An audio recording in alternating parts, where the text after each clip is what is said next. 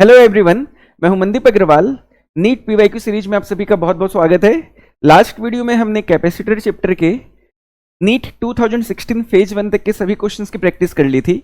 इस वीडियो में हम आगे के सवालों को सॉल्व करेंगे, जिसमें नीट 2016 फेज 2 का क्वेश्चन है अ parallel plate capacitor of area A, plate separation D and capacitance C is filled with 4 dielectric materials having dielectric constants K1, K2, K3 and K4 as shown in the figure below. If a single dielectric material is to be used to have the same capacitance C in this capacitor, then its dielectric constant K is. ठीक है, मैं आपको समझाता हूं, देखिए ध्यान से सुनिएगा। इस केस में एक पैरेलल प्लेट कैपेसिटर है, बट इस कैपेसिटर के दो प्लेट के बीच में जो वॉल्यूम है, उस वॉल्यूम में हमने टोटल 4 अलग अलग डाइलेक्ट्रिक मीडियम को इंसर्ट कर रखा है, जिसमें उनकी डाइलेक्ट्रिक कांस्टेंट्स की वैल्यू है K1, K2, K3 and K4, और उनकी थिकनेस क्या है, एरिया ऑफ क्रॉस सेक्शन क्या वगैरह, हमको सारा डेटा इस ड्राइंग के थ्रू दिया हुआ है। तो हमको ये बताना है कि अगर हम इस कैपेसिटर में इन 4 डाइलेक्ट्रिक मीडियम के जगह पे अगर एक सिंगल डाइलेक्ट्रिक मीडियम को रखें, तो सेम कैपेसिटेंस गेन करने के लिए उस सिंगल डाइलेक्ट्रिक मीडियम के डाइलेक्ट्रिक कांस्टेंट की क्या वैल्यू होनी चाहिए, ये हमें बतानी है। मतलब इस कैपेसिटर के डाइलेक्ट्रिक का जो कॉम्बिनेशन है, इस कैपेसिटर का जो अलग अलग डाइलेक्ट्रिक मीडियम यहाँ पर यूज किया गया है, उसका हमें इक्विवेलेंट डाइलेक्ट्रिक कांस्टेंट बताना है। हमें इस कैपेसिटर के इक्विवेलेंट डाइलेक्ट्रिक कांस्टेंट की वैल्यू बतानी है। और कैसे सॉल्व करेंगे मैं सिखा रहा हूँ, एकदम ध्यान से सुनिएगा।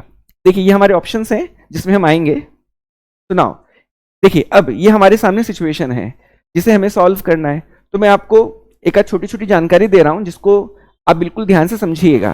अगर दो कैपेसिटर्स को हम सीरीज में लगाते हैं, तब उन दो कैपेसिटर के इक्विवेलेंट कैपेसिटेंस की वैल्यू निकालने का फॉर्मूला होता है 1/C equivalent equal to 1/C1 plus 1/C2, है ना।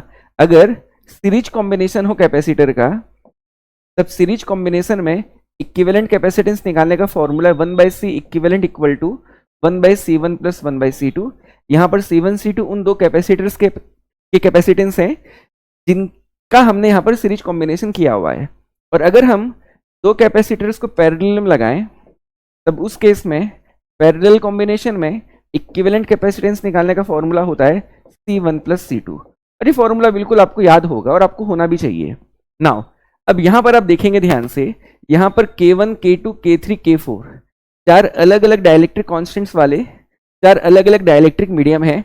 और इस सिचुएशन में मैं चाहता हूं कि इस कैपेसिटर का मैं इक्विवेलेंट कैपेसिटेंस क्या होगा मैं निकालूं। मैं चाहता हूं कि मुझे इस कैपेसिटर के कैपेसिटेंस की वैल्यू पता चले, और इसे कैसे फाइंड आउट करना उसी को सिखाना मैं चाहता हूं। तो ध्यान से सुनिएगा, देखिएगा। हाँ, अब देखो, जैसे मान लिया जाए यहां पर हमारे पास एक पैरेलल प्लेट कैपेसिटर है, और हमने क्या किया कि इसमें दो अलग अलग डाइलेक्ट्रिक मीडियम को इंसर्ट किया, जिसमें ऊपर सपोज डाइलेक्ट्रिक कांस्टेंट की वैल्यू K1 है ऊपर वाले मीडियम की, एंड नीचे हमने एक और डाइलेक्ट्रिक मीडियम को इंसर्ट किया जिसके डाइलेक्ट्रिक कांस्टेंट की वैल्यू मान लो K2 है। नाउ ऊपर वाले का जो एरिया ऑफ क्रॉस सेक्शन है A1 मान लेते, नीचे वाले का A2, एंड मान लेते दोनों प्लेट्स के बीच की जो सेपरेशन है वो D है। ये हमारी सिचुएशन है, इसको आप मान करके चलिए। नाउ अब अगर मैं आपको ये कहूँ कि इस सिंगल प्लेट को मैं, मतलब ये जो सिंगल प्लेट आप देख रहे हैं, इन सिंगल प्लेट्स को अगर मैं दो पार्ट में विजुअलाइज करूं with area A1 and A2, तो डेफिनेटली यहाँ पर मेरे पास दो कैपेसिटर्स होंगे जिसको मैंने पैरेलल में लगाया है। देखो पैरेलल कॉम्बिनेशन में होता क्या है कि जैसे मान लिया जी ये एक कैपेसिटर है और ये एक दूसरा कैपेसिटर है, तो पैरेलल कॉम्बिनेशन में दो अलग अलग कैपेसिटर की एक एक प्लेट आपस में कनेक्टेड होती हैं और दूसरी प्लेट्स भी आपस में कनेक्टेड होती है। यही तो हमारा पैरेलल कॉम्बिनेशन है। अब आप ये देखिए कि यहाँ पर इन दोनों प्लेट्स को हमने कंडक्टिंग वायर के थ्रू कनेक्ट किया हुआ है, और सिमिलर वे में यहाँ पर भी हमने दो कंडक्टिंग प्लेट्स को एक कंडक्टिंग वायर के थ्रू कनेक्ट किया हुआ है ना। अब यहाँ पर अगर आप देखेंगे तो ऊपर वाली एरिया और नीचे वाली जो एरिया A1 A2 मतलब जो सेम प्लेट है, क्योंकि यहाँ पर टच कर रही हैं, तो कहीं ना कहीं तो उनका कॉन्टेक्ट बना हुआ है। और यहाँ पर भी मैं देखूँ तो ऊपर वाला पार्ट जिसका एरिया A1 लिया हुआ है और नीचे वाला पार्ट जिसका एरिया मैंने A2 लिया है, वो भी तो यहाँ पर कॉन्टेक्ट में है। तो ऑब्वियस बात है कि इस सिचुएशन को मैं इसके साथ बिल्कुल कंपेयर कर सकता हूं, और ये दोनों सिचुएशंस एक ही तरह की ही होंगी। अगर मान लो ऊपर वाले कैपेसिटर में यहाँ पर डाइलेक्ट्रिक मीडियम के कांस्टेंट की वैल्यू K1 है और यहाँ पर मान लो K2 है, तो इस सिचुएशन में और इस सिचुएशन में कोई फर्क नहीं है, दोनों इक्विवेलेंट है, दोनों इक्वल ही है ना। और उस हिसाब से आपको ये बात को समझनी चाहिए। तो अब अगर यहाँ पे हम क्या करें कि K1 K2 K3 इन तीन डाइलेक्ट्रिक मीडियम वाले जो पार्ट हैं, मतलब ये जो हमारे कैपेसिटर का हिस्सा बनेगा, इन तीनों हिस्से को मैं सिमिलर वे में पैरेलल में कंबाइन मान सकता हूं। ऐसा क्यों भी मान सकता हूं मैं समझाना चाहता हूं। देखिए एक्चुअली ऐसा हो रहा है कि मान लिया जाए कि मैंने दो कैपेसिटर्स को सीरीज में लगा दिया लेटेस्ट से, है ना। ये दोनों कैपेसिटर्स हैं जो सीरीज में कनेक्टेड हैं। नाउ लेफ्ट वाले कैपेसिटर के लेफ्ट प्लेट पे मान लेते प्लस क्यू चार्ज है, राइट वाले में माइनस क्यू है। राइट वाले कैपेसिटर की लेफ्ट प्लेट में प्लस क्यू चार्ज है एंड राइट वाले में माइनस क्यू चार्ज। हम जानते हैं कि सीरीज कॉम्बिनेशन में इस तरह का चार्ज का डिस्ट्रीब्यूशन होता है। अब अगर यहाँ पर मैं बोलूं तो ये जो दो प्लेट्स आप देख रहे हैं, ये प्लेट और ये प्लेट, इन दोनों प्लेट्स का मिला करके नेट चार्ज कितना है अगर आप देखेंगे तो कितना आएगा, it will B zero. Definitely ये दोनों प्लेट्स का नेट चार्ज की value minus Q plus Q मिला करके जीरो हो रही है। तो इसका ये मतलब है कि ये दो प्लेट्स मिल करके टोटल कोई भी चार्ज को यहाँ पर क्या कर पा रहे हैं, स्टोर नहीं कर पा रहे हैं। सिमिलर वे में आप क्या करें कॉन्सेप्चुअलाइज, मैं जो समझाना चाहता हूँ एकदम ध्यान से सुनिएगा। मैं कहना ये चाहता हूँ कि यहाँ पर आप एक दो प्लेट इमेजिन कर लीजिए। इस पर्टिकुलर पार्ट में आप दो प्लेट्स इमेजिन कर लीजिए और मान के चलिए कि दोनों प्लेट्स आपस में कांटेक्ट में है। हमने यहाँ पर दो प्लेट्स इमेजिन किया। एक प्लेट मान लेते ऊपर के इस प्लेट के साथ कैपेसिटर को फॉर्म कर रहा है और जो नीचे वाली प्लेट है वो इस प्लेट के साथ एक दूसरा कैपेसिटर को फॉर्म कर रहा है। तो ये ऊपर वाला कैपेसिटर और ये नीचे वाला कैपेसिटर कौन से कॉम्बिनेशन में आएगा, ऑब्वियसली सीरीज में आएगा। क्योंकि अगर मैं ये भी मान लूं कि इस ऊपर वाली प्लेट के पास चार्ज सपोज मान लेते प्लस क्यू है, ये वाली ऊपर वाली जो प्लेट आप देख रहे हैं इसको मैं माइनस क्यू मान लेता हूं, इसके जस्ट नीचे वाली प्लेट में प्लस क्यू चार्ज मान लेता हूं और इस सबसे नीचे वाले में माइनस क्यू चार्ज मान लेता हूं। तो कहना मैं ये चाहता हूं कि क्योंकि जो आपस में कांटेक्ट में रहने वाली जो प्लेट्स हैं उनका नेट चार्ज जीरो होता है, तो यहाँ पर भी तो आप जीरो विजुअलाइज कर सकते हैं। हमने क्या किया, यहाँ पर हमने दो अलग अलग कंडक्टिंग प्लेट्स विजुअलाइज की, आपस में उनको कांटेक्ट में रखा, और क्योंकि दो कांटेक्ट में आने वाली दो अलग अलग कैपेसिटर की प्लेट्स में नेट चार्ज की वैल्यू जीरो होती है सीरीज कॉम्बिनेशन में, यहाँ पर भी नेट चार्ज की वैल्यू को मैं जीरो विजुअलाइज कर सकता हूँ। मतलब ये ऊपर वाला पार्ट और ये नीचे वाला पार्ट, इन दोनों पार्ट को मैं सीरीज में मान सकता हूँ और एक दो तीन इन तीन हिस्सों को मैं पैरेलल में कनेक्टेड मान सकता हूँ। और इस तरह से मुझे यहाँ पर सिचुएशन को विजुअलाइज करना चाहिए। अगर आपको इतनी बात समझ में आ गई है तो बिल्कुल आप इस प्रॉब्लम को बहुत इजीली सॉल्व कर जाएंगे।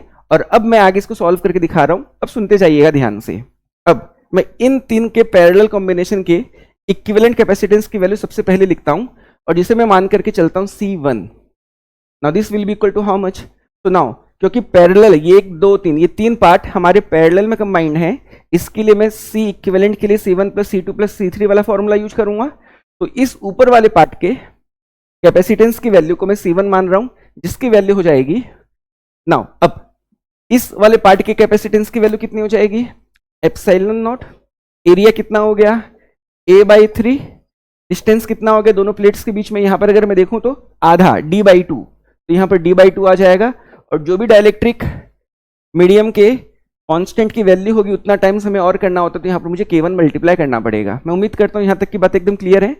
एक पैरेलल प्लेट कैपेसिटर के कैपेसिटेंस का फॉर्मूला होता है epsilon not A/d, same formula use किया, और जो भी प्लेट्स के बीच में डाइलेक्ट्रिक मीडियम होगा उस मीडियम के डाइलेक्ट्रिक कांस्टेंट को मल्टीप्लाई करना होता है। तो ये वाला पार्ट की कहानी खत्म हुई। अब K2 वाले पार्ट के लिए क्या लिखूंगा, सिमिलर वे में प्लस, क्योंकि पैरेलल में है तो यहाँ पर प्लस आएगा। Now K2 epsilon not A/3 divided by D/2। Now इस थर्ड पार्ट की बात करूं तो plus K3 epsilon not A/2 divided by D/2। अब अगर मैं देखूं इन तीनों टर्म्स में epsilon not A/3 upon D/2 common है तो कॉमन ले लेता हूं, तो एप्सिलॉन नॉट A/3, एंड अगर इस डिवीजन को मल्टीप्लाई करें तो D/2 का रेसिप्रोकल होगा, जिसके कारण 2 ऊपर चला जाएगा, D नीचे आ जाएगा, और बचने वाला मेरे पास K1 plus K2 plus K3। तो ये बात तो हमको क्लियर हो गई कि इन तीनों डाइलेक्ट्रिक मीडियम के कॉम्बिनेशन से इस पार्ट के, मतलब जिसकी विड्थ हमारी D/2 है, इस विड्थ के कैपेसिटेंस की वैल्यू C1 है। अब हम इस नीचे वाले हिस्से की बात कर रहे हैं ना, अब हम इस नीचे वाले हिस्से की बात कर रहे हैं, इसके लिए होगा हमारा C2 इक्वल टू, नाउ अब क्योंकि इसमें सिर्फ एक सिंगल मीडियम है तो इसके लिए हम डायरेक्टली लिख सकते हैं K4 टाइम्स एप्सिलॉन नॉट। अब इस नीचे वाले पार्ट की एरिया तो पूरी की पूरी ए ली जाएगी, a/3 plus a/3 plus a/3, तो टोटल एरिया मुझे a लेनी चाहिए, तो मैं a ले लेता हूं। और जहां तक सेपरेशन का सवाल है, वो सेपरेशन होगा d/2, और इसीलिए यहाँ पर डिनोमिनेटर में d/2 आएगा। नेक्स्ट स्टेप में जो डिनोमिनेटर का 2 था d का, वो न्यूमिनेटर में आकर के यहाँ पर मल्टीप्लाई हो जाएगा, और ये हमारे नीचे वाले पार्ट के कैपेसिटेंस की वैल्यू हो गई। अब ये ऊपर वाला पार्ट और ये नीचे वाला पार्ट, दोनों का कॉम्बिनेशन तो सीरीज में है, और सीरीज में अब अगर मुझे इक्विवेलेंट कैपेसिटेंस निकालना है तो डेफिनेटली मुझे ये वाला फॉर्मूला यूज करना पड़ेगा, है ना। मुझे इस फॉर्मूले के थ्रू आगे बढ़ना पड़ेगा। एंड अगेन क्वेश्चन में कहा था कि हमारे कैपेसिटेंस की वैल्यू पूरे के पूरे कॉम्बिनेशन को मिला करके C है, तो इस C की वैल्यू क्या होगी हम देख लेते हैं। तो देखिए, तो मैं क्या लिखूंगा यहाँ पर, so 1/C will be equal to 1/C1 plus 1/C2। Now implies that 1 upon, अब हमें ये कह रहा था कि अगर उस कैपेसिटर की दो प्लेट्स के बीच में, मतलब ये जो कैपेसिटर हमने दिया है, इसके दोनों प्लेट्स के बीच में अगर हम एक सिंगल डाइलेक्ट्रिक मीडियम को इंसर्ट करें, then to have the same value of capacitance, उस सिंगल मीडियम के डाइलेक्ट्रिक कांस्टेंट की वैल्यू क्या होनी चाहिए, उससे मैं मान के चलता हूं k, है ना, वो हम k मान करके चल रहे हैं। तब उस केस में c की वैल्यू क्या हो जानी चाहिए k के टर्म्स में, तो हो जाएगा k epsilon naught a divided by d, yes और नो, है ना। तो ये c की वैल्यू हो गई इक्वल टू, अब बात करते हैं 1/C1 की, तो 1 अपॉन, अब C1 की वैल्यू मुझे पुट करनी पड़ेगी जो यहां पर मैंने लिखी है, it is 2 epsilon naught a upon 3d times of k1 plus k2 plus k3 plus 1 upon C2। तो मुझे C2 की वैल्यू पुट करनी है यहां पर जो मैंने लिखी है, 2 times of k4 epsilon naught a divided by d, यहां पर मैंने d को डिवाइड कर दिया। मैं उम्मीद कर रहा हूं यहां तक की बात एकदम क्लियर है। अब देखिए दोनों साइड कौन कौन से क्वांटिटीज कॉमन है, तो epsilon naught a by D, epsilon naught a by D, epsilon naught a by D हमारा कॉमन था, तो मैंने कैंसिल कर दिया। अब देखेंगे तो यहां पर 1/2 है, यहां पर भी 1/2 है, तो मैं RHS के दोनों टर्म से 2 कॉमन ले लेता हूं डिनोमिनेटर से, और डिनोमिनेटर से कॉमन लेने के बाद मैं LHS की तरफ मल्टीप्लाई कर देता हूं। तो देखिए हमें क्या मिलने वाला है, हमें मिलेगा इम्प्लाइज दैट, अब मैं RHS के डिनोमिनेटर के दोनों टर्म से 2 को कॉमन ले लेता हूं, और 2 को कॉमन लेकर के मैं LHS में मल्टीप्लाई करता हूं न्यूमिनेटर में, तो मुझे मिलने वाला है 2 अपॉन k इक्वल टू, अब नाउ यहां पर 3 डिनोमिनेटर में था, डिनोमिनेटर के भी डिनोमिनेटर में था, तो जब मैं इस डिवीजन को मल्टीप्लिकेशन में कन्वर्ट करूंगा तो ये 3 ऊपर पहुंच जाएगा, तो मुझे क्या मिलने वाला है 3 अपॉन, मुझे मिलने वाला है k1 plus k2 plus k3 plus यहां पर मिलने वाला मुझे 1 अपॉन k4, 2 तो कॉमन जा चुका है, और यही इस क्वेश्चन का सही जवाब होना चाहिए। तो अपन ऑप्शन चेक करते हैं, तो ऑप्शंस में देखा जाए तो 2/k equal to 3 upon k1 plus k2 plus k3 plus 1 upon k4, option 1 इस क्वेश्चन का एकदम परफेक्ट आंसर है। आप देख सकते हैं आंसर एकदम परफेक्टली मैच हो रहा है ना। अगले क्वेश्चन की तरफ चलते हैं। नेक्स्ट क्वेश्चन नीट 2017 से बिलोंग करता है, एंड क्वेश्चन है a capacitor is charged bye a battery, the battery is removed and the another identical uncharged capacitor is connected in parallel, the total electrostatic energy of resulting system। ठीक, मैं समझाता हूं।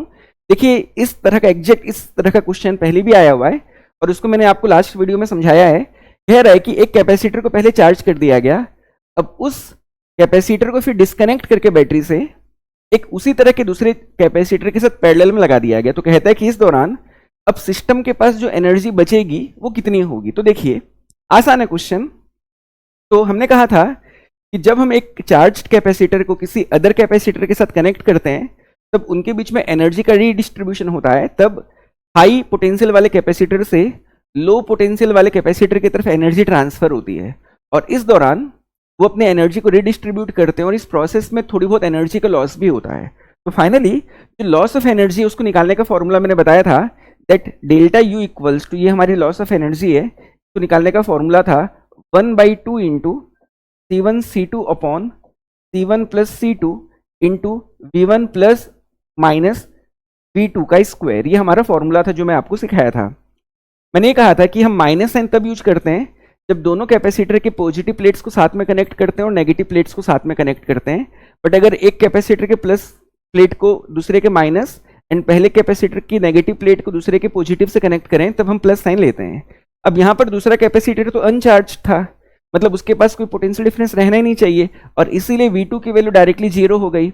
इसके लिए plus minus को लेकर के हमें वरीड होने की जरूरत नहीं है, डायरेक्टली V2 की वैल्यू 0 है। तो फाइनली ये मेरा फॉर्मूला बनता है, this will be equal to 1/2 ना, क्योंकि दोनों आइडेंटिकल हैं इसके लिए C1 C2 की वैल्यू सेम होंगी, तो मैं इसे C मान लेता हूँ। तो C²/2C हो जाएगा यहाँ पर, एंड C²/2C की वैल्यू कितनी हो जाएगी, it will be equal to C/2। And यहाँ पर मैं जो हमारा पहला कैपेसिटर था उसके पोटेंशियल डिफरेंस को मैं V मान लेता हूँ, तो ये V1 की जगह V लिख दिया अगर, तो ये डेफिनेटली कितना हो जाएगा, V² हो जाएगा, and this will be equal to 1/4CV²। और ये वो एनर्जी है जो एनर्जी लॉस हुई है सिस्टम की, मतलब पहले कैपेसिटर ने दूसरे कैपेसिटर की तरफ जब चार्जेस को ट्रांसफर किया, जब एनर्जी को ट्रांसफर किया, तब दोनों कैपेसिटर्स को कनेक्ट करने वाली जो कनेक्टिंग वायर्स थी, उन वायर्स में इतनी एनर्जी का लॉस हुआ है ना। ना अब पहले कैपेसिटर के पास एनर्जी कितनी थी, तो इनिशियली एनर्जी सिस्टम के पास की अगर मैं बात करूं, तो दूसरे कैपेसिटर के पास तो कोई एनर्जी नहीं थी, पहले कैपेसिटर के पास कितनी थी, हाफ CV², है ना। मैंने दोनों कैपेसिटर्स के कैपेसिटेंस को C लिया है, एंड फर्स्ट कैपेसिटर के पोटेंशियल डिफरेंस V1 को मैंने V लिया था, तो इतनी एनर्जी इनिशियली थी। अब फाइनल कितनी होगी देखना चाहते हैं, तो भैया इनिशियल तो इतनी थी और इतना लॉस हो गया, तो बचा कितना, ऑब्वियसली हमारे पास जितनी एनर्जी थी उससे जो लॉस होगा अगर उसको मैं सब्ट्रैक्ट कर दूं, तो डेफिनेटली जो डिफरेंस आएगा वही तो मेरी फाइनल एनर्जी की वैल्यू होगी। तो this will be equal to half CV² minus 1/4CV², yes और नो। नाउ अब CV² या फिर मैं हाफ CV² को कॉमन ले लूं, तो मुझे मिलने वाला है यहां पर 1 minus half, that is half. और देखा जाए तो पहले एनर्जी मेरी हाफ CV² थी, तो इसको मैं लिख देता हूं U इनिशियल डिवाइडेड बाय 2 रहने दो। तो इससे एक बात समझ में आ रही है, the total electrostatic energy of the resulting system क्या होगा, decreases by a factor of 2। एकदम सही जवाब है ऑप्शन 1, इस क्वेश्चन का एकदम परफेक्ट आंसर होगा। बाय फैक्टर 2 हमारी एनर्जी क्या होगी, डिक्रीज कर गई, है ना। इस तरह से हमको इस क्वेश्चन को अप्रोच करना था। अगले सवाल की तरफ चलता हूं। नेक्स्ट क्वेश्चन नीट 2018 से बिलोंग कर रहा है। The electrostatic force between the metal plates of an isolated parallel plate capacitor C having a charge Q and area A is, ठीक है, हमको बोला है the electrostatic force between the metal plates of an isolated parallel plate capacitor C having a charge Q and area A is. देखिए हम जानते हैं कि एक चार्ज्ड कैपेसिटर्स के दो प्लेट्स में एक के पास पॉजिटिव चार्ज होता है और एक और के पास नेगेटिव चार्ज होता है, और अनलाइक चार्जेस के बीच में अट्रैक्टिव फोर्स होती है। और इसी अट्रैक्टिव फोर्स को निकालने का फॉर्मूला भी हमने डिस्कस किया है।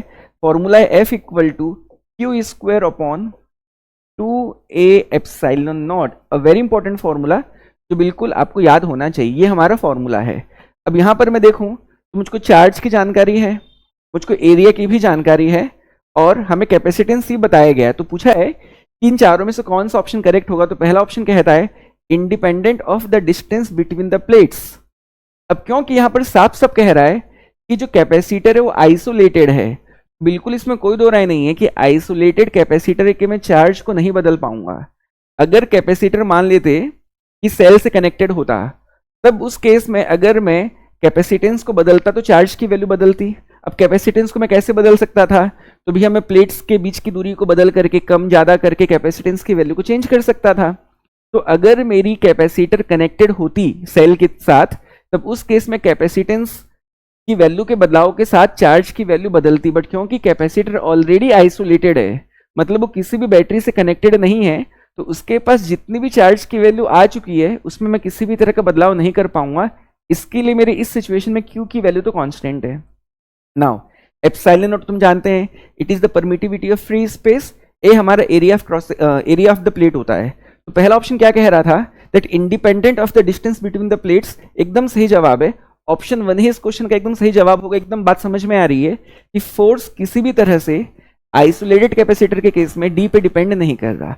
बट ये तब तक हम बात को मतलब सही मानेंगे जब तक डी की वैल्यू प्लेट के एरिया के कंपैरिजन में काफी छोटी होगी। एक्चुअली हम जब फील्ड डिफाइन करते हैं कैपेसिटर के दो प्लेट्स के बीच में, तब हम ये मान करके चलते हैं कि जो प्लेट का एरिया है वो प्लेट्स के बीच की दूरी की तुलना में काफी ज्यादा है। प्लेट का एरिया बहुत ज्यादा है एज कम्पेयर टू प्लेट्स के बीच की दूरी।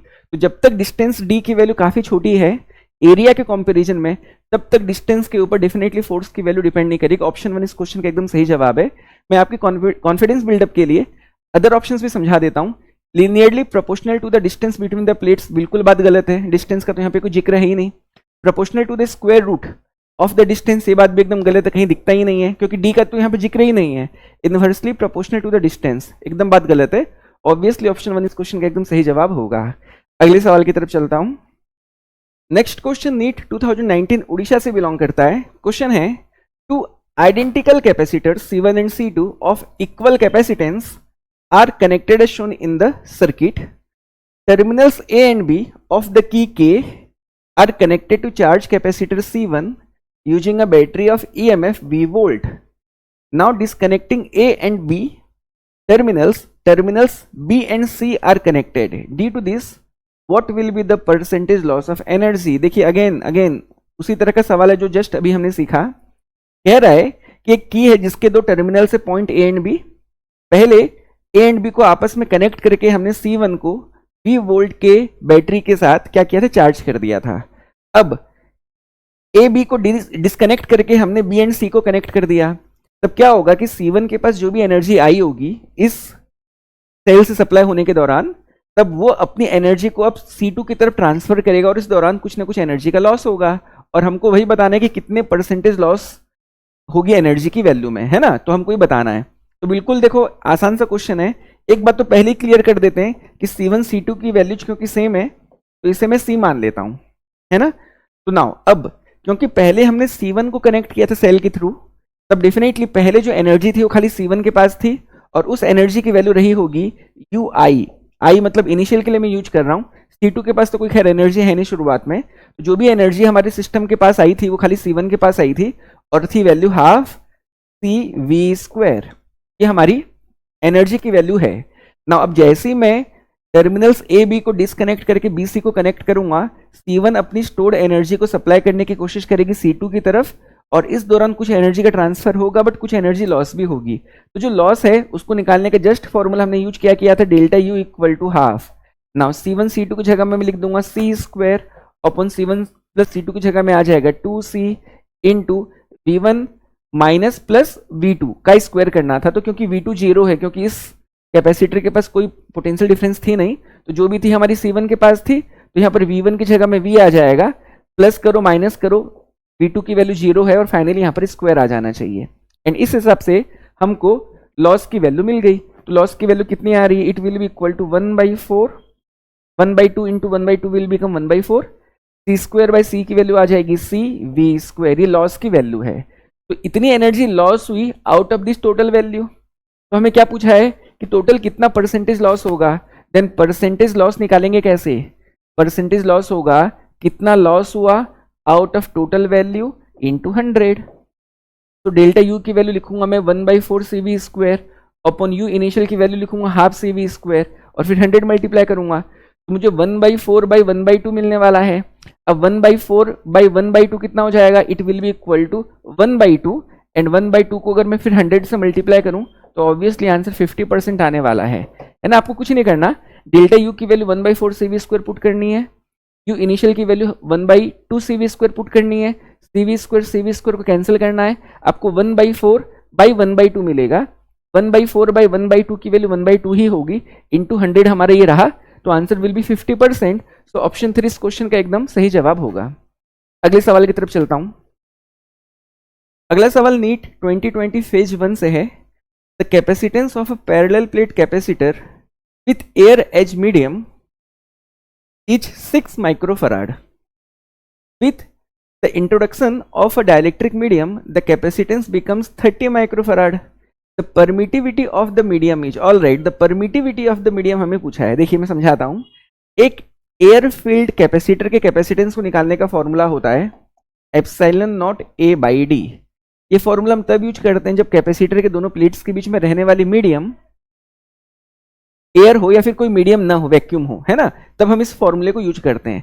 मीडियम के प्रेजेंस में जो कैपेसिटेंस की वैल्यू होती है वो होती है K times of epsilon naught A by D, जहां पर K हमारी मीडियम की डाइलेक्ट्रिक कांस्टेंट की वैल्यू होती है। एंड क्योंकि epsilon naught A by D हमारे कैपेसिटर की कैपेसिटेंस थी जब एयर फील्ड था, तब डेफिनेटली इसको मैं k टाइम्स ऑफ c भी लिख सकता हूं। तो नाउ अब मुझे c डैश की वैल्यू कितनी गिवन है, it is given to be 30 microfarad equal to k into, अब c की वैल्यू हमारी कितनी थी पहले 6 माइक्रोफराड, तो डेफिनेटली हमारे डाइलेक्ट्रिक मीडियम के डाइलेक्ट्रिक कांस्टेंट की वैल्यू हो जाएगी 30/6 दैट इक्वल्स टू 5। एंड हम किसी मीडियम के डाइलेक्ट्रिक कांस्टेंट को एक और नाम दिए हुए हैं जिसे हम कहते हैं रिलेटिव परमिटिविटी एप्सिलॉन आर। किसी भी मीडियम के जो डाइलेक्ट्रिक कांस्टेंट की वैल्यू होती है वही उसकी रिलेटिव परमिटिविटी भी होती है ना। So this is called as relative permittivity of the medium. Now epsilon naught को हम क्या कहते हैं, permittivity of the free space और वैक्यूम। और हमें क्या पूछा है, परमिटिविटी ऑफ द मीडियम पूछा है, and permittivity of the medium होता है epsilon naught into epsilon R. जब हम किसी मीडियम के रिलेटिव परमिटिविटी को permittivity of the free space के साथ मल्टीप्लाई करते हैं तो दोनों के प्रोडक्ट को हम कहते हैं परमिटिविटी ऑफ द मीडियम, जो मुझे पूछा गया है ना। सो डेफिनेटली अब मुझे सिर्फ 5 मल्टीप्लाई करना है एप्सिलॉन नॉट की वैल्यू के साथ। तो एप्सिलॉन नॉट की वैल्यू हमारी है 8.85 into 10 to the power -12, and मुझे 5 जस्ट मल्टीप्लाई करना है। तो 5 5 जा 25 कैरी इज 2, 8 5 जा 40, 40 प्लस 2 इज 42 कैरी इज 4, 8 5 जा 40, 40 प्लस 4 इज 44। तो डेसिमल के बाद 2 डिजिट्स होने चाहिए, तो मैं लगा दिया इंटू 10 टू द पावर -12 अपनी जगह पे रहेगा और यूनिट हमारी रहेंगी, कोई दिक्कत नहीं है। तो नाउ फाइनली यही हमारा करेक्ट आंसर होना चाहिए। तो अगर हम चेक करें, सो दिस कैन ऑल्सो भी रिटर्न है 0.4425 इंटू 10 टू द पावर -10, बिल्कुल लिखा जा सकता है। अगर मैं डेसिमल की शिफ्टिंग दो डिजिट लेफ्ट की तरफ कर दूं तो पावर -12 से -10 हो जाएगा, तो ये भी हमारा करेक्ट आंसर होगा। तो चेक करें तो 0.44 into 10 to the power -10 option 3 एकदम सही दिखता है, एंड ऑप्शन 3 इस क्वेश्चन का एकदम सही जवाब है भी, है ना। अगले सवाल की तरफ चलते हैं। नेक्स्ट क्वेश्चन नीट 2020 फेज 2 से बिलोंग कर रहा है। क्वेश्चन है अ parallel plate capacitor having cross sectional area A and separation D has air in between the plates. Now an insulating slab of same area but thickness d/2 is inserted between the plates as shown in figure, having dielectric constant K equal to 4. The ratio of new capacitance to its original capacitance will be. ठीक, मैं आपको सवाल समझाता हूं। एक parallel plate capacitor है जिसके plates के बीच में जो मीडियम है वो एयर है ना, और प्लेट के एरिया की वैल्यू है A एंड प्लेट्स के बीच का सेपरेशन है D। तो इस केस में अगर मैं आपसे ये पूछूं कि उस कैपेसिटर के कैपेसिटेंस की वैल्यू क्या होगी, तो डेफिनेटली आप जवाब देंगे C1 कर देते हैं हम जो हमारा इनिशियली जो हमारा कैपेसिटर है जिसके प्लेट्स के बीच में एयर है उसके कैपेसिटेंस को मैं C1 मान रहा हूं, और इसकी वैल्यू ऑब्वियसली हो जाएगी epsilon not into A upon D। एकदम बात क्लियर है। अब कह रहा है कि इन प्लेट्स के बीच में हमने एक डाइलेक्ट्रिक स्लैब को इंसर्ट किया, लेकिन उसकी थिकनेस D नहीं है, D/2 है, आधी ही है ना। जो थिकनेस है वो D/2 है, बट एरिया प्लेट के एरिया के बराबर है। तो कहता है कि जैसे ही हमने डाइलेक्ट्रिक स्लैब को इंसर्ट किया, करने के बाद जो मेरा न्यू कैपेसिटेंस होगा वो हमारे ओरिजिनल कैपेसिटेंस के साथ क्या रेशियो मेंटेन करेगा, हमें ये बताना है। मतलब हमें ये बताना है कि new capacitance is to original capacitance की वैल्यू क्या होगी। तो चलिए हम सॉल्व करते हैं। तो यहाँ पे C1 की बात तो कंप्लीट हो गई। अब मैं आपको ये समझाता हूँ कि इस पर्टिकुलर केस में हम कैपेसिटेंस की वैल्यू को निकालेंगे कैसे। तो यहाँ पर दो तरीके हो सकते हैं, एक तो हल्का लेंदी होगा और एक शॉर्टकट फॉर्मूला भी है। तो मैं आपको शॉर्टकट फॉर्मूला समझाऊंगा जरूर, बट मैं आपको एक प्रोसेस समझा रहा हूँ कि जिस प्रोसेस के थ्रू भी आप इस प्रॉब्लम को सॉल्व कर सकते हैं। आप क्या करें, आप इसे दो कैपेसिटर की तरह ट्रीट करें। है तो एक ही सिंगल कैपेसिटर, बट इसको आप दो अलग अलग कैपेसिटर माने, जिसमें एक कैपेसिटर के प्लेट्स के बीच में हमारी एयर है और दूसरे कैपेसिटर के प्लेट्स के बीच में हमारी मीडियम है। आपको क्या करना होगा, यहाँ पर दो कंडक्टिंग प्लेट से इमेजिन कर लीजिए। आप यहाँ पर इस जगह पे आप दो कंडक्टिंग प्लेट से इमेजिन कर लीजिए। एक कंडक्टिंग प्लेट इस राइट वाले प्लेट के साथ कैपेसिटर को फॉर्म कर रही होगी, और एक कंडक्टिंग प्लेट इस लेफ्ट वाले प्लेट के साथ एक दूसरे कैपेसिटर को फॉर्म कर रही होगी। और क्योंकि वो दोनों प्लेट्स आपस में टच कर रहे होंगे, तो बिल्कुल ये बात हम कंक्लूड कर सकते हैं कि लेफ्ट वाला पार्ट इस राइट वाले पार्ट के साथ सीरीज में कंबाइन है। तो आपको क्या करना होगा, इन दोनों ही पार्ट्स के लिए, है ना, आपको फिर इक्विवेलेंट कैपेसिटेंस की वैल्यू को निकालना होगा, और वही मेरा न्यू कैपेसिटेंस की वैल्यू भी होगी, है ना। हम जैसा कि जानते हैं कि सीरीज कॉम्बिनेशन में, जैसे यहाँ पर मैं दो कैपेसिटर को सीरीज में लगाता हूँ, तो हम जानते हैं कि जो चार्जेस का डिस्ट्रीब्यूशन होता है वो इस केस में यहाँ पर होगा अगर प्लस क्यू तो यहाँ होगा माइनस क्यू, फिर हमारे सेकेंड कैपेसिटर के लेफ्ट प्लेट में चार्ज होगा plus Q and second capacitor के राइट प्लेट में चार्ज होगा माइनस क्यू। तो जो दो प्लेट्स यहाँ पर आप कॉन्टेक्ट में देख रहे हैं, ये दोनों प्लेट्स की मैं बात कर रहा हूँ, जो आपस में कॉन्टेक्ट में है, इनके नेट चार्ज की वैल्यू जीरो ही है ना। तो इसीलिए हम क्या कर सकते हैं कि अगर यहाँ पर मैं दो कंडक्टिंग प्लेट्स को विजुअलाइज करूं या फिर इमेजिन करूं तो उनके नेट चार्ज की वैल्यू फिलहाल मैं जीरो ले सकता हूं। आप ऐसा समझ लीजिए कि एक प्लेट में माइनस क्यू चार्ज है जो इसके साथ कैपेसिटर को फॉर्म कर रही है, दूसरे प्लेट में प्लस क्यू चार्ज है जो इस राइट वाली प्लेट के साथ एक कैपेसिटर को फॉर्म कर रही है। और यहाँ पर आप इन दोनों कैपेसिटर्स के सीरीज कॉम्बिनेशन के थ्रू भी आप न्यू कैपेसिटेंस की वैल्यू को निकाल सकते हैं। तो ये एक तो मेथड की बात थी। नाउ अब जो शॉर्टकट है वो क्या है मैं समझाता हूँ। तो मान लिया जाए कि ये हमारी कैपेसिटर की दो प्लेट्स हैं और इन दो प्लेट्स के बीच में हमने अलग अलग थिकनेस की मान लो कुछ डाइलेक्ट्रिक स्लैब को इंसर्ट कर दिया। समझाने के लिए मैं 3 स्लैब ले लेता हूं, जिसमें पहली स्लैब ने थिकनेस मेंटेन की है मान लो D1, दूसरी स्लैब ने मान लो थिकनेस मेंटेन की है D2 एंड जो थर्ड स्लैब है उसने थिकनेस मेंटेन की है सपोज D3। फर्स्ट स्लैब के डाइलेक्ट्रिक कांस्टेंट को K1, सेकंड की K2 एंड थर्ड की मैं K3 मान लेता हूं। तो ये मान लिया जाए हमारे सामने एक सिचुएशन है। तब अगर आपको इस कॉम्बिनेशन के लिए या फिर इस पर्टिकुलर कैपेसिटर के लिए अगर कैपेसिटेंस की वैल्यू निकालनी हो तो यहाँ पर भी आप क्या कर सकते हैं, 3 कैपेसिटर का सीरीज कॉम्बिनेशन ले सकते हैं, बट अगेन वो लेंदी होगा। तो शॉर्टकट फॉर्मूला ये आप लिखिएगा इसको, C equal to epsilon naught A upon, यहाँ तक तो आपको बिल्कुल याद रखना है, एप्सिलॉन नॉट A तो लिखना ही था हमको, डिवाइडेड बाय, अब क्या करना है आपको लिखना है D1 बाई K1 लेफ्ट वाली स्लैब के लिए, मिड वाली स्लैब के लिए आपको लिखना होगा D2 by K2 and right वाली स्लैब के लिए लिखना होगा आपको D3 बाई K3। नाउ इतना लिखने के बाद क्योंकि आपको यहाँ पर दो प्लेट्स के बीच की पूरी दूरी लेनी होती है, तो यहाँ पर इन दोनों प्लेट्स की पूरी दूरी लेने के लिए हमको क्या करना होगा, यहाँ पर प्लस साइन लगा देना होगा। तो आप इस वे में से याद रखिए।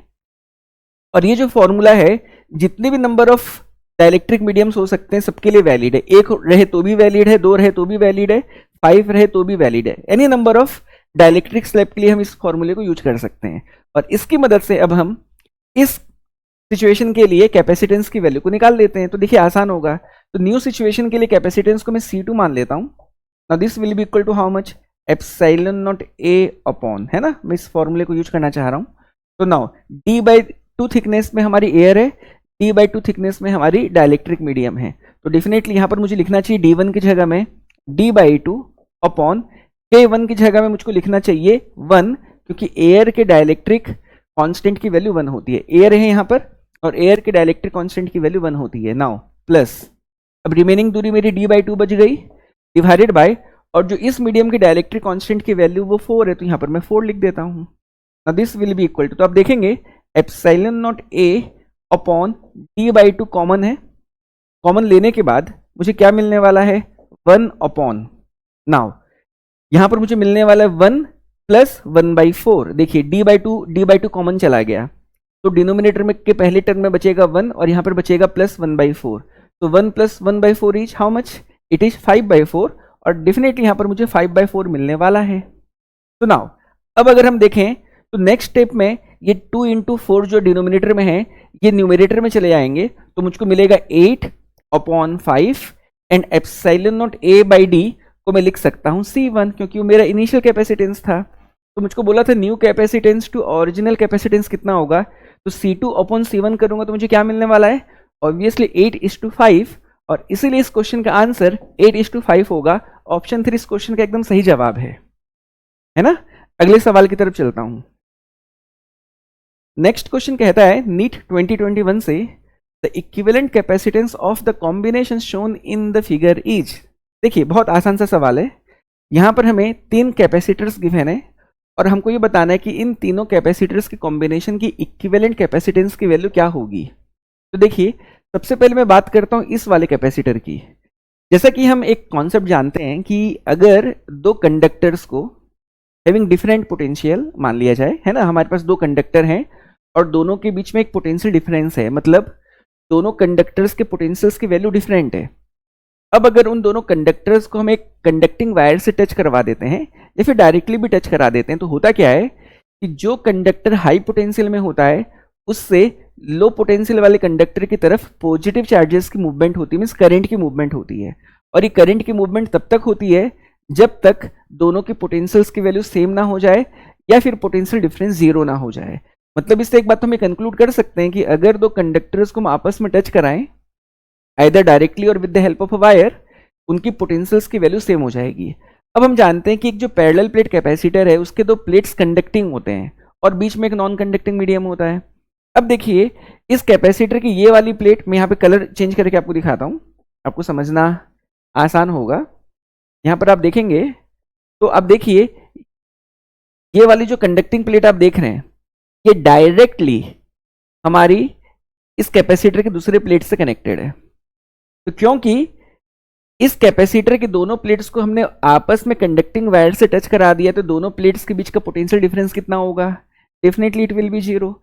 अब अगर पोटेंशियल डिफरेंस जीरो है तो चार्ज की वैल्यू कितनी होगी? हम जानते हैं चार्ज क्यू की वैल्यू होती है CV।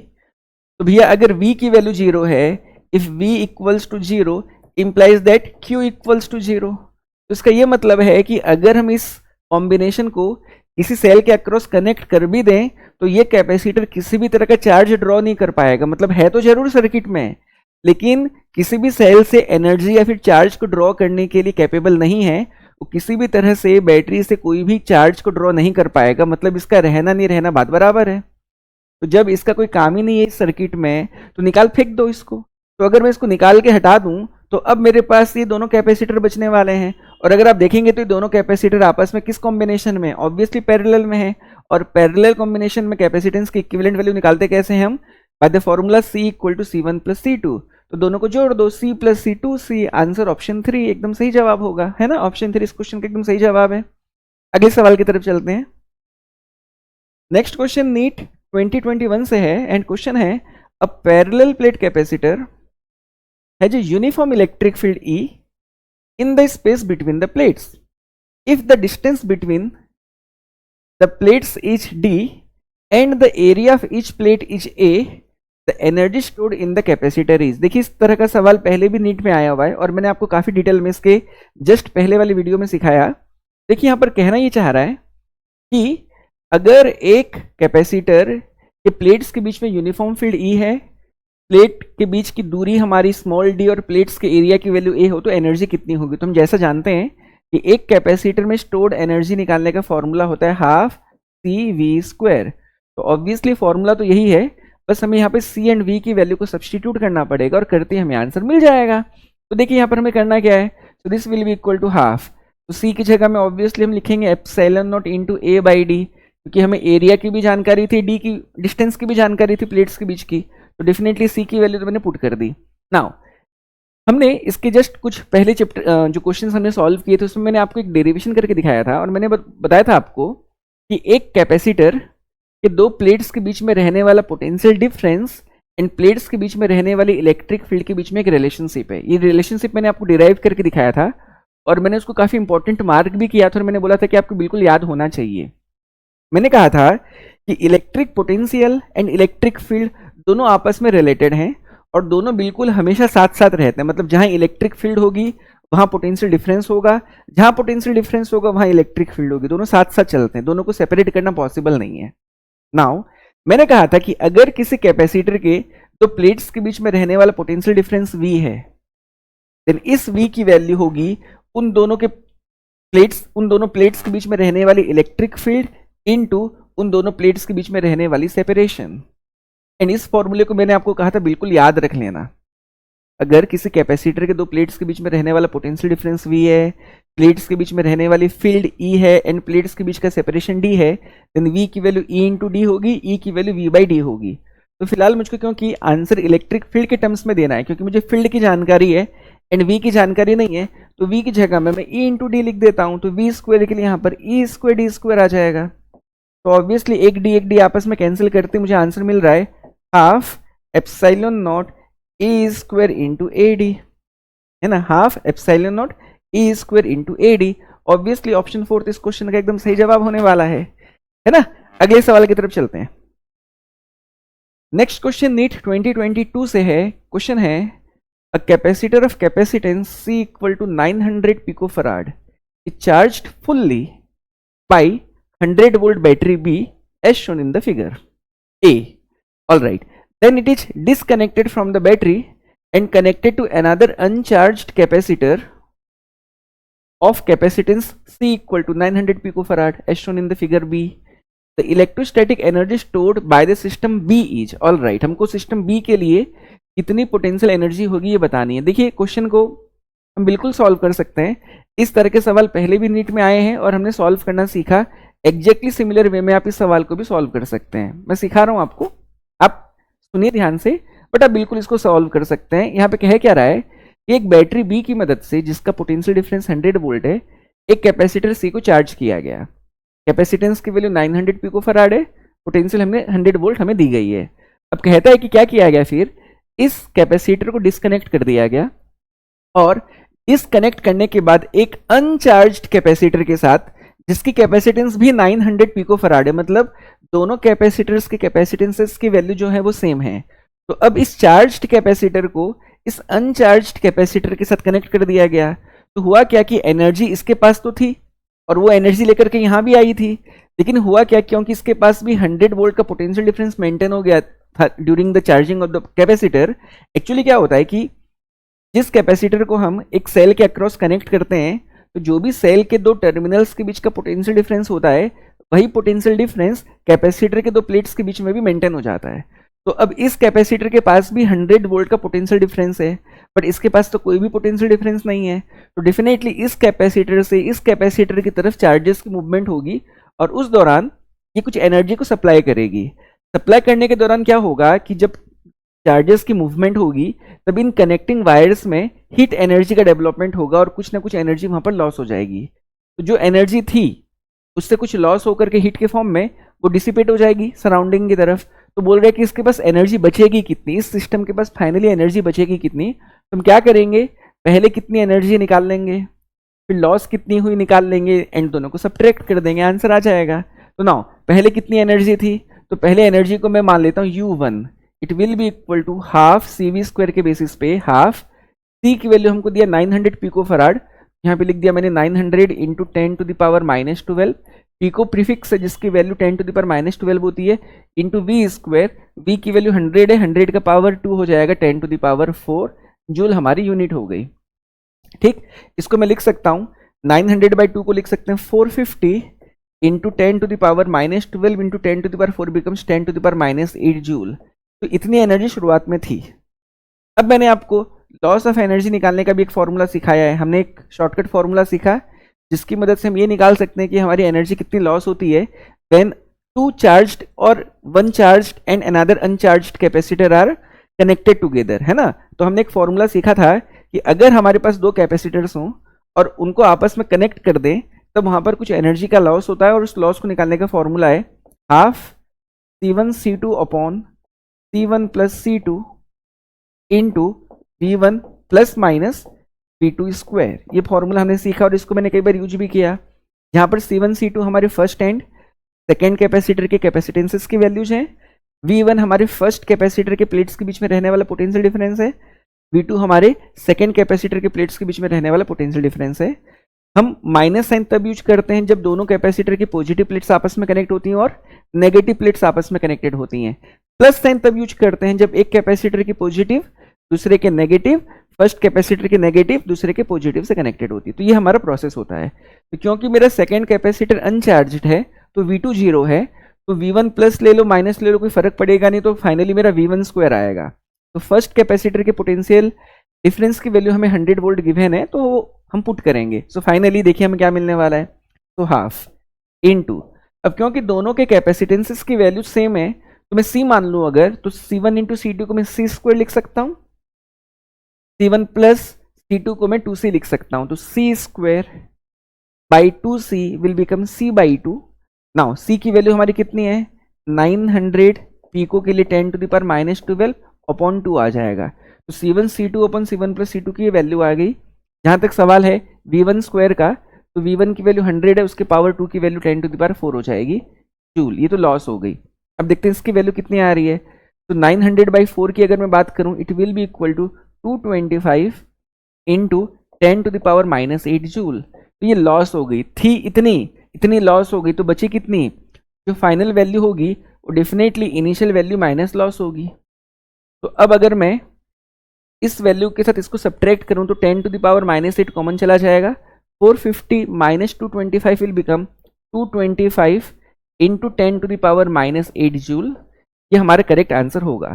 तो अगर हम देखें तो इस केस में आंसर ऑब्वियसली ऑप्शन 4 है, क्योंकि अगर मैं डेसिमल को 2 डिजिट लेफ्ट की तरफ शिफ्ट करूं तो ये 10 टू द पावर -8 का कन्वर्जन 10 टू द पावर -6 हो जाएगा और फाइनली हमारा answer 2.25 into 10 to the power -6 joule हो जाएगा साइंटिफिक नोटेशन में। और इसीलिए ऑप्शन 4 इस क्वेश्चन का एकदम सही जवाब है। अगले सवाल की तरफ चलते हैं। नेक्स्ट क्वेश्चन नीट 2023 से बिलोंग कर रहा है। क्वेश्चन है the capacitance the equivalent capacitance of the system shown in the following circuit is. ठीक है, हमको इस सर्किट का ये बताना है कि इक्विवेलेंट कैपेसिटेंस की वैल्यू क्या होगी। बहुत आसान सा सवाल है और मैं समझता हूं इससे आसान सवाल कोई है ही नहीं, है ना। तो यहाँ पर आप देख सकते हैं कि दो कैपेसिटर्स हैं 3 माइक्रोफराड के और दोनों पैरेलल में कंबाइंड है। तो पैरेलल कॉम्बिनेशन में क्या होता है capacitance, C equal to C1 plus C2। तो दोनों को ऐड कर दीजिए तो 3 प्लस 3 कितना हो गया 6 माइक्रोफराड। अब ये दोनों की कंबाइंड कैपेसिटेंस की वैल्यू 6 माइक्रोफराड है जो इस 3 माइक्रोफराड के साथ सीरीज में कंबाइंड है। और सीरीज कॉम्बिनेशन में हम जानते हैं इक्विवेलेंट कैपेसिटेंस निकालने का फॉर्मूला होता है 1/C equivalent equals to 1/C1 plus 1/C2। आप इस फॉर्मूले से C इक्विवेलेंट की वैल्यू बहुत इजीली निकाल सकते हैं। तो this will be equal to 1 upon, तो C1 की जगह लिख देता हूं 3 प्लस 1 अपॉन C2 जो कि इन दोनों की इक्विवेलेंट कैपेसिटेंस उसको मैं लिख देता हूं 6। LCM will be equal to 6, ये हो जाएगा 2, यहाँ पे आ जाएगा 1, तो आ रहा है 3/6। तो C इक्विवेलेंट की वैल्यू के लिए मुझे रेसिप्रोकल करना पड़ेगा, तो 6/3 की वैल्यू आ जाएगी 2 माइक्रोफराड और 2 माइक्रोफराड इस क्वेश्चन का एकदम सही जवाब होगा, ऑप्शन 1 करेक्ट है। लेकिन आपको अगर दो कैपेसिटर्स दिए हों और सीरीज में हो तो आप इस फॉर्मूले को यूज मत करो। एक्चुअली आप क्या है C इक्विवेलेंट की वैल्यू ही निकाल लो ना डायरेक्टली। क्या आएगा देखो, आएगा ये C1 C2 upon C1 plus C2। अगर दो कैपेसिटर्स हों आपके पास और सीरीज में हो तो इस फॉर्मूले से इक्विवेलेंट कैपेसिटेंस निकालने से फार बेटर है आप इसे यूज कर लो। दोनों सेम है बट इससे निकालना आपको ज़्यादा आसान होगा। तो अब इसकी कैपेसिटेंस 3 थी, दोनों की मिला के 6 थी, तो 3 इंटू 6 हो गया 18, 3 प्लस 6 हो गया 9, 18/9 कितना 2, वही आंसर आना था। तो इससे क्या है ना आपको थोड़ा समय बच सकता है। ठीक, अगले सवाल की तरफ चलते हैं। नेक्स्ट क्वेश्चन नीट 2024 से है। क्वेश्चन है in the following circuit the equivalent capacitance between terminals A and B is. Again हमको इक्विवेलेंट कैपेसिटेंस भी पूछा है एंड आपको देख के समझ में आ रहा होगा कि व्हीटस्टोन ब्रिज से बिलोंग करता क्वेश्चन है। बहुत आसान सा सवाल है। देखिए अगर मान लिया जाए यहाँ पर मैं इस कैपेसिटर के कैपेसिटेंस को C1 मान लूँ, इसके C2, इसको C3, इसको C4 और इसको C5 मान लूँ। और अगर हमें कुछ ऐसी सिचुएशन दिखाई दी जिस सिचुएशन में C1 upon C2 equal to C3 upon C4 हो जाए, अगर ये सिचुएशन अगर आपको किसी सर्किट में दिखाई दे जाए that C1/C2 equals to C3/C4, तब ये जो कैपेसिटर आप देख रहे हो इस कैपेसिटर के पास रहने वाला पोटेंशियल डिफरेंस 0 हो जाएगा। और वो इसीलिए 0 हो जाएगा कि अगर मैं इस पॉइंट को x मान लूँ और इस पॉइंट को y मान लूँ, तब होता यह है कि अगर C1/C2 इक्वल्स टू C3/C4 हो तब ऊपर के दो कैपेसिटर और नीचे के दो कैपेसिटर A एंड B के बीच में लगे हुए सेल के पोटेंशियल को इक्वली डिवाइड करते हैं। मैं कहना क्या चाह रहा हूँ सुनेंगे। A एंड B के बीच में मैंने एक सेल लगा दी, अब उस सेल का पोटेंशियल को डिवाइड होना है इनके बीच में। तो अगर C1/C2 इक्वल्स टू C3/C4 है, जो सेल मैंने लगाई है उसकी पोटेंशियल को ये ऊपर वाले दोनों मिलकर के और नीचे वाले दोनों मिलकर के इक्वली डिवाइड करते हैं और इसीलिए इन दो पॉइंट्स के बीच में रहने वाला पोटेंशियल डिफरेंस 0 हो जाता है। क्योंकि उस केस में हो क्या जाता है, potential at x will be equal to potential at y, क्योंकि ये ऊपर के दो और नीचे के दो इक्वली डिवाइड करेंगे सेल के पोटेंशियल को, तो इन दोनों पॉइंट्स पे आने वाली पोटेंशियल्स की वैल्यू जो होती है वो सेम हो जाती है। और अगर Vx इक्वल्स टू Vy है तो इस कैपेसिटर के पास तो कोई पोटेंशियल डिफरेंस रहा ही नहीं, और जब अगर पोटेंशियल डिफरेंस ही नहीं रहा तो वो कोई चार्ज को स्टोर ही नहीं कर सकता, उसके पास कोई चार्ज आएगा ही नहीं, वो चार्ज को ड्रॉ ही नहीं कर पाएगा सेल से। तो इसका भी रहना नहीं रहना बात बराबर है, तो क्यों ही है वो निकाल के फेंक देते हैं इसको। तो इसको आप लोग हटा दो सर्किट से। अब सर्किट से हटाते ही मुझको capacitance across A and B बताना है, तो इसको अगर मैं सर्किट से निकाल फेंकूं तो ऊपर के दो कैपेसिटर्स एंड नीचे के दो कैपेसिटर्स आपस में आ जाएंगे सीरीज में, और ऊपर के दो सीरीज में है, नीचे के दो सीरीज में, और आपस में किस में आ जाएंगे फिर, पैरेलल में, है ना। मैं क्या कहना चाह रहा हूं, इसको निकालते ही ऊपर के दो सीरीज में, नीचे के दो भी सीरीज में, ऊपर के दो और नीचे के दो फिर आपस में क्या हो जाएंगे, पैरेलल में हो जाएंगे, और आपको आंसर मिल जाएगा।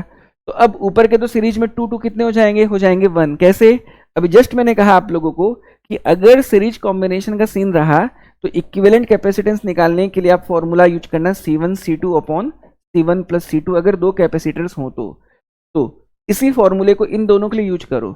तो 2 इंटू 2 4, 2 प्लस 2 4, 4/4 कितना 1, तो ये दोनों मिलकर के हो गए 1, ये दोनों मिलकर के भी हो गए 1। अब 1 1 पैरेलल में कितने हो जाएंगे, 2 माइक्रोफराड हो जाएंगे, और इसीलिए यहाँ पर आंसर आ जाएगा 2 माइक्रोफराड। ऑप्शन 1 इस क्वेश्चन का एकदम सही जवाब है। बहुत आसान सा सवाल है, बिल्कुल आप कर सकते हैं। अगले सवाल की तरफ चलते हैं। नेक्स्ट क्वेश्चन नीट 2024 से है। क्वेश्चन है, if the plates of a parallel plate capacitor connected to a battery are moved close to each other then. अच्छा, अब कह रहा है कि एक पैरेलल प्लेट कैपेसिटर है, उसके दोनों प्लेट्स को अगर हम पास ले आए तो क्या होगा। तो इस तरह के भी क्वेश्चंस को सॉल्व करना हमने सीखा है, और बिल्कुल आप इसको भी थोड़ा सा दिमाग लगा के कर सकते हैं। आप कोशिश करिएगा, वरना मैं तो आपको समझा रहा हूं, आप देख सकते हैं, है ना। तो देखिए, इसमें एक कहता है the charge stored in it increases.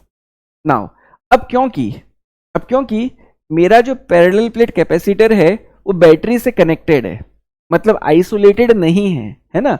If the plates of a parallel plate capacitor connected to a battery means it is continuously connected to a battery, और तब कनेक्टेड होने के दौरान ही हम प्लेट्स को पास में लेकर के आ रहे हैं, तो क्या होगा। तो देखिए मैं समझाता हूं। यहां पर क्योंकि हमारा कैपेसिटर सेल के साथ कनेक्टेड है, इसी के लिए सेल के पास जो भी पोटेंशियल डिफरेंस है वो हमारे कैपेसिटर के प्लेट्स के अक्रॉस मेंटेन रहेगी। एक सेल का काम होता है कांस्टेंट पोटेंशियल डिफरेंस मेंटेन करना, और क्योंकि हमारी बैटरी या फिर सेल कैपेसिटर के साथ कंटिन्यूसली कनेक्टेड है, तो जो पोटेंशियल डिफरेंस बैटरी के दो टर्मिनल्स के बीच में है वही हमारे कैपेसिटर के पास भी बना रहेगा। और इसीलिए यहाँ पर क्या कांस्टेंट है, यहाँ पर कांस्टेंट है V कांस्टेंट होगा, मींस कैपेसिटर के अक्रॉस रहने वाला पोटेंशियल डिफरेंस में कोई बदलाव नहीं आना चाहिए। ये बात आपको बिल्कुल समझ में आ जानी चाहिए। नाउ अब यहाँ पर चार्ज को लेकर के जानकारी है, तो एक कैपेसिटर के पास रहने वाला चार्ज कितना होता है, ये होता है CV, है ना। हम जानते हैं CV होता है, और C निकालने का फॉर्मूला क्या है, epsilon not into A/D into V हमारा रह गया। तो ये Q को निकालने का फॉर्मूला हुआ। अब कहता है कि अगर हम प्लेट्स को पास लेकर के आएंगे, क्लोज लेकर के आएंगे, तो क्या होगा, the charge stored in it increases. तो देखते हैं, एप्सिलॉन नॉट बदला नहीं, A बदला नहीं, V बदला नहीं। अब पास में लेकर के आओगे तो D क्या होगा, D छोटा होगा, तो डिनोमिनेटर को अगर छोटा करोगे तो वैल्यू Q की क्या होगी, बढ़ेगी। तो ऑब्वियसली यहाँ पर A स्टेटमेंट तो एकदम करेक्ट है। हमको देखना कौन कौन करेक्ट है। अब B पढ़ते हैं, the energy stored in it decreases. अब बात पूछी गई एनर्जी को लेकर के, तो देख लेते हैं। तो एनर्जी का एक्सप्रेशन क्या होता है हाफ CV², और इसे मैं लिख सकता हूं हाफ C की जगह में epsilon not into A/D into V²। अब देखेंगे अगर हम प्लेट्स को पास में लेकर के आएंगे तो हाफ नहीं बदलेगा, एप्सिलॉन नॉट नहीं बदलेगा, A नहीं बदलेगा, V भी नहीं बदल सकती क्योंकि बैटरी से कनेक्टेड है। तो D को छोटा करूंगा तो क्या होगा, अगेन C की वैल्यू बढ़ेगी। अगर मैं डिनोमिनेटर को छोटा करूंगा तो C बढ़ेगा ना, तो एनर्जी को बढ़ना चाहिए, और यहां पर बोलता है डिक्रीजेस, तो स्टेटमेंट B तो रॉन्ग है। C कहता है इट्स कैपेसिटेंस इंक्रीजेस, एकदम सही बात है। अगर आप D को छोटा करेंगे, डिनोमिनेटर को छोटा करेंगे, तब डेफिनेटली C की वैल्यू में इंक्रीमेंट आएगा। तो इसमें कोई दो राय नहीं है कि C तो करेक्ट है।